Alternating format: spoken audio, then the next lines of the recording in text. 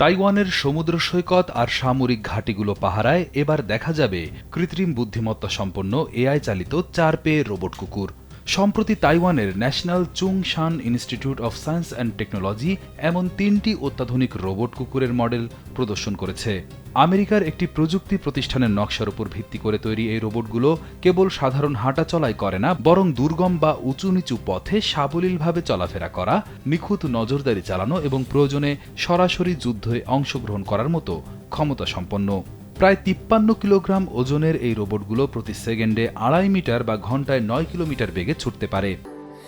Sandalina so, রূপচর্চায় আভিজাত্য।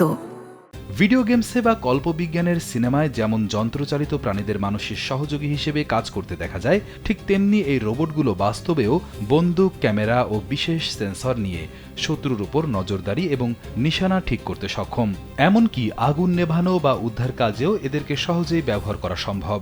চীন ও তাইওয়ানের মধ্যে দীর্ঘদিন ধরে চলা সামরিক উত্তেজনার মধ্যেই প্রতিরক্ষায় এই নতুন প্রযুক্তির আত্মপ্রকাশ ঘটল। মূলত সমুদ্র উপকূল, দুর্গম দ্বীপ এবং সামরিক ঘাঁটিগুলোতে সার্বক্ষণিক ঝুঁকিপূর্ণ পাহারার জন্য এই রোবটগুলো ব্যবহারের পরিকল্পনা করা হয়েছে। নিজেদের নিরাপত্তা ব্যবস্থা আরও জোরদার করতে তাইওয়ান সম্প্রতি আমেরিকার কাছ থেকে অস্ত্র কেনার জন্য প্রায় $28 কোটি একটি বিশেষ বাজেট অনুমোদন পেয়েছে।